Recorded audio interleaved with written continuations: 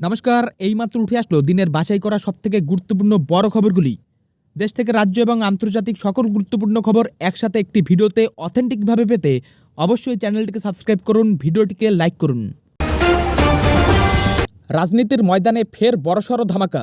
লোকসভা নির্বাচনের আগে হিন্দুদের ভাগীরথীতে ভাসিয়ে দেওয়ার যে চরম বিতর্কিত মন্তব্য হুমায়ুন কবির করেছিলেন, তার নেপথ্যে কি খোদ মমতা বন্দ্যোপাধ্যায় ছিলেন? সিপিএম রাজ্য সম্পাদক মোহাম্মদ সেলিমের করা এই চাঞ্চল্যকর দাবিতেই এবার কার্যত শিলমোহর দিলেন খোদ হুমায়ুন। শনিবার রেজিনগরের এক জনসভা থেকে বিস্ফোরক তথ্য ফাঁস করে রীতিমতো শোরগোল ফেলে দিয়েছেন জনতা উন্নয়ন পার্টির এই নেতা। এদিন প্রকাশ্যে ক্ষমা চেয়ে হুমায়ুন কবির দাবি করেন, তৃণমূল নেত্রীর কথাতেই তিনি বিজেপি ও হিন্দুদের নিয়ে ওই বিতর্কিত মন্তব্য করেছিলেন। তার কথায়, ইউসুফ পাঠানকে জেতাতে মমতা বন্দ্যোপাধ্যায় আমাকে বিশেষ নির্দেশ দিয়েছিলেন। তিনি আমাকে বলেছিলেন, অধীর চৌধুরী ও মোহাম্মদ সেলিম জিতে যাচ্ছেন, তুমি কিছু একটা করো। হুমায়ুনের দাবি, মুখ্যমন্ত্রী তাকে ফোন করে বলেছিলেন যে ইউসুফ পাঠানের বাবা মার কাছে তিনি দায়বদ্ধ, তাই যে কোনো মূল্যে তাকে জেতাতে হবে। মহারাষ্ট্রের রাজনীতিতে শনিবার এক নয়া ইতিহাস সৃষ্টি হল। মুম্বাইয়ের লোকভবনে আয়োজিত এক অনুষ্ঠানে রাজ্যের প্রথম মহিলা উপমুখ্যমন্ত্রী হিসেবে শপথ নিলেন সুনেত্রা পাওয়ার। প্রয়াত এনসিপি নেতা অজিত পাওয়ারের উত্তরসূরি হিসেবেই তার এই দায়িত্ব গ্রহণ। রাজ্যপাল আচার্য দেবব্রত তাকে শপথবাক্য পাঠ করান। অনুষ্ঠানে উপস্থিত ছিলেন মুখ্যমন্ত্রী দেবেন্দ্র ফড়নবিস ও উপমুখ্যমন্ত্রী একনাথ শিন্ডে। শপথ গ্রহণের সময় পুরো অনুষ্ঠান জুড়ে ধ্বনিত হয় অজিত দাদা অমর রহে স্লোগান। প্রয়াত নেতার স্মরণে দলীয় নেতাকর্মী ও অনুগামীদের মধ্যে এক আবেগঘন পরিবেশের সৃষ্টি হয়। আনন্দপুরের মর্মান্তিক অগ্নিকাণ্ড ঘিরে চড়ছে রাজনীতির পারদ। কেন্দ্রীয় স্বরাষ্ট্রমন্ত্রী অমিত শাহের আক্রমণের পাল্টা কড়া জবাব দিলেন তৃণমূল সাংসদ অভিষেক বন্দ্যোপাধ্যায়। শাহ যখন এই ঘটনাকে রাজ্য সরকারের দুর্নীতির ফল বলে দাগিয়ে দিচ্ছেন, তখন পাল্টা আক্রমণ শানিয়ে বিজেপিকে শকুনের রাজনীতি না করার পরামর্শ দিলেন অভিষেক। এদিন আনন্দপুরের ঘটনায় মুখ্যমন্ত্রী মমতা বন্দ্যোপাধ্যায়কে কাঠগড়ায় তোলেন অমিত শাহ। ক্ষতিগ্রস্ত কারখানা মালিকের সঙ্গে মুখ্যমন্ত্রীর বিদেশ সফরের যোগসূত্র নিয়ে প্রশ্ন তোলেন তিনি। পাল্টায় অভিষেক বন্দ্যোপাধ্যায় বলেন, বিজেপি শকুনের মতো লাশের রাজনীতি করে। একটি বেসরকারি গুদামে কী আছে তা সরকারের পক্ষে সবসময় জানা সম্ভব নয়। সরকার ইতিমধ্যেই পদক্ষেপ করেছে, মালিককে গ্রেপ্তার করা হয়েছে। কারখানা মালিকের বিদেশ সফর নিয়ে শাহের কটাক্ষের জবাবে অভিষেক মেহুল চোকসি এবং নীরব মোদির প্রসঙ্গ টেনে আনেন। তিনি প্রশ্ন তোলেন, হাজার হাজার কোটি টাকা নিয়ে যারা দেশ ছেড়ে পালিয়েছে, সেই নীরব মোদি বা মেহুল চোকসিরা কার সফরসঙ্গী ছিলেন? প্রধানমন্ত্রী নরেন্দ্র মোদীর সঙ্গে তাদের ছবি নেই?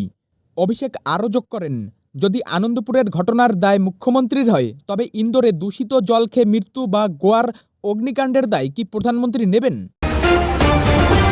উত্তর কলকাতার স্কটিশ চার্চ কলেজের লেডিস হোস্টেলে ত্রিপুরার বাসিন্দা ঋষিকা বণিকের অস্বাভাবিক মৃত্যুতে চাঞ্চল্য ছড়িয়েছে। পলিটিক্যাল সায়েন্সের পঞ্চম সেমিস্টারের এই ছাত্রী গত 24 জানুয়ারি হোস্টেলে অসুস্থ হয়ে পড়লে তাকে কলকাতা মেডিকেল কলেজে ভর্তি করা হয়। 25 জানুয়ারি চিকিৎসকরা তাকে মৃত ঘোষণা করেন। ঋষিকার এই অস্বাভাবিক প্রয়াণে কলেজ চত্বরে শোকের ছায়া নেমে এসেছে। ময়নাতদন্তের প্রাথমিক রিপোর্টে ছাত্রীর পাকস্থলীতে সন্দেহজনক ফরেন বডি বা বিষাক্ত পদার্থের উপস্থিতি মিলেছে। মৃত্যুর প্রকৃত কারণ জানতে নখ, রক্ত ও পাকস্থলীর নমুনা ফরেনসিক ল্যাবে পাঠানো হয়েছে। বরতলা থানা একটি অস্বাভাবিক মৃত্যুর মামলা রুজু করে হস্টেলের সিসিটিভি ফুটেজ খতিয়ে দেখছে। পুলিশ আবাসিক ও নিরাপত্তারক্ষীদের জিজ্ঞাসাবাদ করলেও পরিবারের পক্ষ থেকে এখনও কোনো লিখিত অভিযোগ দায়ের হয়নি। রুশ তেলের দাপট রুখতে ভারতকে বড়সড় প্রস্তাব দিয়েছে ট্রাম্প প্রশাসন। ভেনেজুয়েলা থেকে তেল আমদানিতে রাজি হলে ভারতের উপর চাপানো 25% অতিরিক্ত শুল্ক প্রত্যাহারের ইঙ্গিত দিয়েছে আমেরিকা। মূলত ইউক্রেন যুদ্ধে রাশিয়ার তহবিলে টান ধরাতেই এই বাণিজ্যিক কৌশল নেওয়া হয়েছে। ওয়াশিংটনের দাবি, ভারত যদি রাশিয়ার বিকল্প হিসেবে মার্কিন নিয়ন্ত্রণে থাকা ভেনেজুয়েলার তৈলভাণ্ডার বেছে নেয়, তবে ঝুলে থাকা দ্বিপাক্ষিক বাণিজ্য চুক্তিও দ্রুত সম্পন্ন হবে। কূটনৈতিক সূত্রে খবর, মোদী সরকার ইতিবাচক সাড়া দিয়ে ইতিমধ্যেই রাশিয়া থেকে জ্বালানি আমদানির পরিমাণ কমাতে শুরু করেছে। জানুয়ারি মাসে দৈনিক 12 লক্ষ ব্যারেল তেল কিনলেও আগামী মাসগুলোতে তা ধাপে ধাপে অর্ধেক কমিয়ে আনার পরিকল্পনা চলছে। তবে রাশিয়ার সাথে দীর্ঘদিনের বন্ধুত্ব বজায় রেখে আমেরিকার এই শর্ত মেনে নেওয়া দিল্লির জন্য বড় চ্যালেঞ্জ। এই সিদ্ধান্তের ওপরই নির্ভর করছে দক্ষিণ এশিয়ার ভূ রাজনীতি ও ভারতের ভবিষ্যৎ জ্বালানি নিরাপত্তা।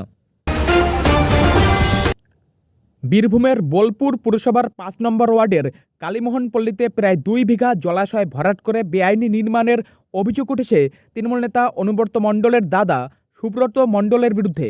অভিযোগ, পুরসভার জলের গাড়ি ব্যবহার করেই সেখানে নার্সিং হোম তৈরির তোড়জোড় চলছিল। স্থানীয়দের দাবি, দীর্ঘদিন ধরে এই কাজ চললেও রহস্যজনকভাবে নীরব ছিল প্রশাসন। বিষয়টি জানাজানি হতেই এলাকায় তীব্র উত্তেজনা সৃষ্টি হয় এবং শুরু হয় রাজনৈতিক চাপানোতর। বিতর্ক দানা বাঁধতেই পুরসভার ইঞ্জিনিয়ার বাপি বীরবংশী ঘটনাস্থল পরিদর্শন করে দ্রুত নির্মাণ কাজ বন্ধের নির্দেশ দিয়েছেন। যথাযথ নথিপত্র নিয়ে সংশ্লিষ্ট ব্যক্তিদের পুরসভায় হাজির হওয়ার নির্দেশ দেওয়া হয়েছে। বিরোধী দল সিপিএম ও বিজেপি এই ঘটনায় তৃণমূলের প্রভাবশালীদের মদত এবং দুর্নীতির অভিযোগ তুলেছে। তবে অভিযুক্ত সুব্রত মণ্ডল সংবাদ মাধ্যমের কাছে মুখ খোলেননি। পরিবেশ আইন লঙ্ঘন করে এই জলাশয় ভরাটের ঘটনায় তদন্ত শুরু করেছে পুর কর্তৃপক্ষ। শনিবার এক ধাক্কায় নজিরবিহীন দরপতন ঘটল সোনা ও রূপোর বাজারে। একদিনের ব্যবধানে রূপোর দাম প্রতি কেজিতে প্রায় ৩০% কমে ৩ লক্ষ টাকার নিচে নেমে এসেছে। অন্যদিকে সোনার দামও রেকর্ড উচ্চতা থেকে ৩১,৭০৪ টাকা পর্যন্ত হ্রাস পেয়েছে। কলকাতায় বর্তমানে ২৪ ক্যারেট সোনার ১০ গ্রামের বাজার দর দাঁড়িয়েছে ১,৬০,৫৮০ টাকা। বাজার বিশেষজ্ঞদের মতে, রেকর্ড উত্থানের পর এই বিশাল পতন বিনিয়োগকারী ও সাধারণ ক্রেতাদের জন্য বড় সুযোগ। এমসিএক্সে রূপোর দাম ৪,২০,০৪৮ টাকা থেকে কমে ২,৯১,৯২২ টাকায় থিতু হয়েছে। ২৪ ক্যারেট সোনার দাম প্রতি ১০ গ্রামে প্রায় ৯,৫২৫ টাকা কমে যাওয়ায় গয়না কেনায় বড় সাশ্রয় মিলছে। এই দফার দরপতন মধ্যবিত্তের জন্য অনেকটাই স্বস্তির খবর। তৃণমূলের শক্ত ঘাঁটি হিসেবে পরিচিত দক্ষিণ দিনাজপুরের হরিরামপুরে বড়সড় ভাঙন ধরল শাসক দলে।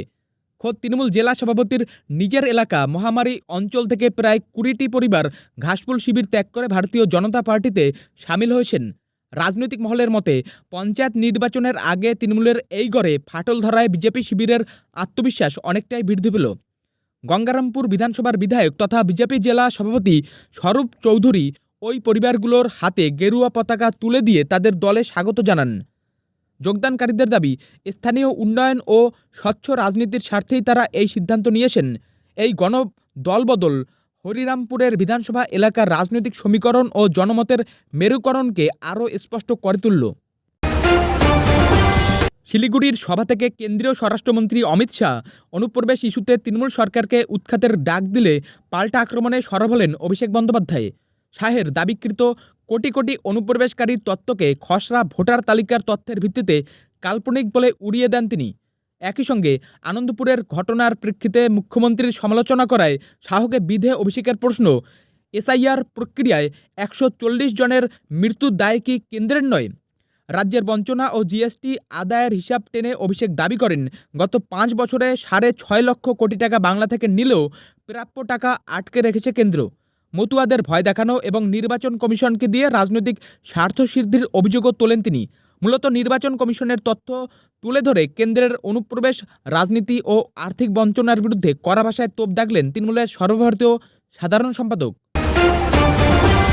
রাজ্য পুলিশের নতুন ডিরেক্টর জেনারেল অর্থাৎ ডিজি হিসেবে দায়িত্ব গ্রহণ করলেন আইপিএস পীযূষ পাণ্ডে।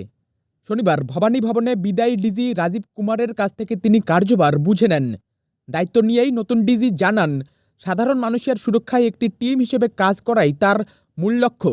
সামনে বিধানসভা নির্বাচন থাকলেও এখনই কোনো বিশেষ ফোকাস নিয়ে মন্তব্য না করে আগে পরিস্থিতি বুঝে নেওয়ার উপর জোর দিয়েছেন তিনি। পাশাপাশি কলকাতা পুলিশেও বড়সড় রদবদল করা হয়েছে। সুপ্রতিম সরকার কলকাতার নতুন পুলিশ কমিশনার নিযুক্ত হয়েছেন এবং বিনীত গোয়েল পেয়েছেন এডিজি আইন শৃঙ্খলা পদের দায়িত্ব। মনোজ ভার্মাকে ডিরেক্টর সিকিউরিটি পদে পাঠানো হয়েছে। এছাড়া শহরের বিভিন্ন থানার ওসি ও অতিরিক্ত ওসি সহ মোট 52 জন পুলিশ আধিকারিককে বদলি করা হয়েছে, যা প্রশাসনিক স্তরে যথেষ্ট তাৎপর্যপূর্ণ। উত্তর ২৪ পরগনার ব্যারাকপুরে এক জনসভায় যোগ দিয়ে মুখ্যমন্ত্রী মমতা বন্দ্যোপাধ্যায়ের বিরুদ্ধে তোপ দাগলেন কেন্দ্রীয় স্বরাষ্ট্রমন্ত্রী অমিত শাহ। চিকেন স্নেক নিয়ে বিরোধীদের কড়া জবাব দিয়ে তিনি জানান, ভারতের ১ ইঞ্চি জমিও কেউ কেড়ে নিতে পারবে না। পাশাপাশি অনুপ্রবেশ রুখতে বিএসএফের হাতে জমি না দেওয়া এবং আনন্দপুর অগ্নিকাণ্ডে দুর্নীতির অভিযোগ তুলে তৃণমূল সরকারকে তীব্র আক্রমণ করেন তিনি। অমিত শাহ চ্যালেঞ্জ ছুড়ে বলেন, ২০২৬ সালে বাংলা থেকে তৃণমূলের বিদায় নিশ্চিত। বন্দে মাতরমের বিরোধিতা এবং ভোট ব্যাংকের রাজনীতির অভিযোগে সরব হয়ে তিনি দাবি করেন, এবার বিজেপি 50% ভোট পেয়ে ক্ষমতায় আসবে। দুর্নীতিগ্রস্ত নেতাদের টিকিট না দেওয়া প্রসঙ্গে মমতাকে খোঁচা দিয়ে তিনি আরও বলেন, ভাইপোকে মুখ্যমন্ত্রী করার স্বপ্নে দিদি অন্ধ হয়ে গিয়েছেন। ইরানের দক্ষিণ উপকূলীয় বন্দর শহর আব্বাসে একটি বহুতল ভবনে ভয়াবহ বিস্ফোরণের ঘটনায় তীব্র চাঞ্চল্য ছড়িয়েছে। শনিবারের এই শক্তিশালী বিস্ফোরণে বন্দর আব্বাসের মোয়াল্লেম বুলেভার্ড এলাকার একটি 8তলা ভবনের 2টি তলা পুরোপুরি ধ্বংস হয়ে গেছে। বিস্ফোরণের তীব্রতা এতটাই ছিল যে পার্শ্ববর্তী দোকানপাট ও রাস্তায় দাঁড়িয়ে থাকা একাধিক যানবাহন ক্ষতিগ্রস্ত হয়েছে। ইরানের সরকারি সংবাদ মাধ্যমের তথ্য অনুযায়ী বিস্ফোরণের শব্দ কয়েক কিলোমিটার দূর থেকেও শোনা গেছে। খবর পাওয়া মাত্রই ঘটনাস্থলে পৌঁছায় দমকল বাহিনী ও উদ্ধারকারী দল। ধ্বংসস্তূপের নিচে কেউ আটকে আছে কিনা তা খতিয়ে দেখা হচ্ছে, তবে এই ঘটনায় এখনও পর্যন্ত সরকারিভাবে কোনো প্রাণহানির খবর নিশ্চিত করা হয়নি। পারস্য উপসাগরীয় অঞ্চলে যখন আমেরিকার সামরিক তৎপরতা তুঙ্গে, ঠিক সেই সময়ে এই বিস্ফোরণ নানা প্রশ্নের জন্ম দিয়েছে। সোশ্যাল মিডিয়ায় দাবি করা হয়েছিল যে ইরানি রেভলিউশনারি গার্ডের নৌ কমান্ডারকে লক্ষ্য করে এই হামলা চালানো হয়েছে। তবে ইরানের আধা সরকারি সংবাদ সংস্থা তাসনিম এই দাবিকে সম্পূর্ণ ভিত্তিহীন ও গুজব বলে উড়িয়ে দিয়েছে। তারা স্পষ্ট জানিয়েছে, কোনো সামরিক কর্মকর্তাকে লক্ষ্য করে এই ঘটনা ঘটেনি। কেন্দ্রীয় অর্থমন্ত্রী নির্মলা সীতারমণ অর্থনৈতিক সমীক্ষার ভিত্তিতে জানিয়েছেন, বিশ্ব এখন আর ভারতীয় পণ্য কেনার কথা ভাববে না, বরং সরাসরি তা গ্রহণ করবে। মোদী সরকারের আত্মনির্ভর ভারত ও মেক ইন ইন্ডিয়া উদ্যোগের ফলে দেশীয় শিল্পখাত উচ্চ প্রযুক্তিগত ক্ষমতায় পৌঁছেছে। PLI স্কিমের মাধ্যমে 2 লক্ষ কোটি টাকার বেশি বিনিয়োগ এবং 12.60 লক্ষ কর্মসংস্থান ভারতের উৎপাদন ও কৌশলগত স্থিতিস্থাপকতাকে এক অনন্য উচ্চতায় নিয়ে গিয়েছে। পাশাপাশি শিক্ষা ও স্বাস্থ্য খাতেও অভাবনীয় সাফল্য এসেছে। PMশ্রী মডেল স্কুল এবং উচ্চশিক্ষার প্রসারে ভারতে দক্ষ মানব সম্পদ তৈরি হচ্ছে। জনস্বাস্থ্যের উন্নতিতে শিশু মৃত্যুর হার উল্লেখযোগ্যভাবে হ্রাস পেয়েছে এবং 1.82 লক্ষ আয়ুষ্মান আরোগ্য মন্দিরের মাধ্যমে স্বাস্থ্য সুরক্ষা নিশ্চিত করা হয়েছে। পার্ক স্ট্রিটের অলিপাব রেস্তোরাঁয় শুক্রবারের নৈশভোজ ঘিরে বিতর্কে জড়ালেন টলিপাড়ার অভিনেতা ও ইনফ্লুয়েন্সার সায়ক চক্রবর্তী। বন্ধুদের সঙ্গে ডিনার গিয়ে অপ্রীতিকর পরিস্থিতির মুখে পড়েন তিনি। অভিযোগ, পাঁঠার মাংসের স্টেক অর্ডার করা হলেও তাদের টেবিলে গোমাংস পরিবেশন করা হয়। এই ঘটনার পর পার্ক স্ট্রিট থানায় অভিযোগ দায়ের করেন সায়ক চক্রবর্তী। অভিযোগের ভিত্তিতে শনিবার রেস্তোরাঁর এক ওয়েটারকে গ্রেপ্তার করা হয়েছে পুলিশ সূত্রে জানা গিয়েছে, ভারতীয় ন্যায় সংহিতার 299 ধারায় মামলা দায়ের হয়েছে। ওই ধারায় ধর্মীয় বিশ্বাসে ইচ্ছাকৃত আঘাতের অভিযোগ প্রমাণিত হলে সর্বোচ্চ 3 বছরের কারাদণ্ড, জরিমানা অথবা উভয় দণ্ডের বিধান রয়েছে। গোটা ঘটনায় রেস্তোরাঁ কর্তৃপক্ষের ভূমিকা খতিয়ে দেখা হচ্ছে।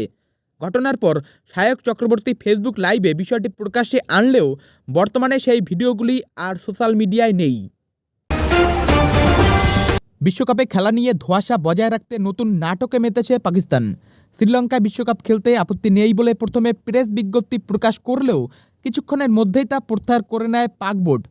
ICCকে বিভ্রান্ত করতেই এই কৌশল বলে মনে করা হচ্ছে, জানিয়ে ক্ষুব্ধ আন্তর্জাতিক ক্রিকেট মহল। T20 বিশ্বকাপ থেকে বাংলাদেশ কার্যত ICCর কাছ থেকে বাদ পড়ার পর গোটা বিশ্বকাপ বয়কটের হুমকি দেয় পাকিস্তান। পরে অবশ্য সুর বদলে জানানো হয়, শুধু ভারতের বিরুদ্ধেই খেলবে না তারা। তবে এখনও পর্যন্ত চূড়ান্ত সিদ্ধান্ত জানানো হয়নি। গত সোমবার পাক প্রধানমন্ত্রী শাহবাজ শরীফের সঙ্গে বৈঠকে বসেন PCB প্রধান মহসিন নাকভি। বৈঠকের পর তিনি জানান, সমস্যা সমাধানে ইতিবাচক আলোচনা হয়েছে। নাকভি জানিয়েছিলেন, শুক্রবার বা সোমবার সিদ্ধান্ত ঘোষণা করা হবে, কিন্তু শুক্রবার পর্যন্ত কোনো সরকারি ঘোষণা হয়নি। সমাজ মাধ্যমে পুলিশের চিকিৎসা না করার ঘোষণা করে শাস্তির মুখে পড়লেন কোচবিহারের শল্য চিকিৎসক অসিত চক্রবর্তী। এই ঘটনায় তাকে শোকজ নোটিশ পাঠিয়েছে কোচবিহারের মহারাজা জিতেন্দ্র নারায়ণ মেডিকেল কলেজ কর্তৃপক্ষ। পুলিশের চিকিৎসা না করার ঘোষণা কেন তিনি করেছেন তার লিখিত ব্যাখ্যা চাওয়া হয়েছে।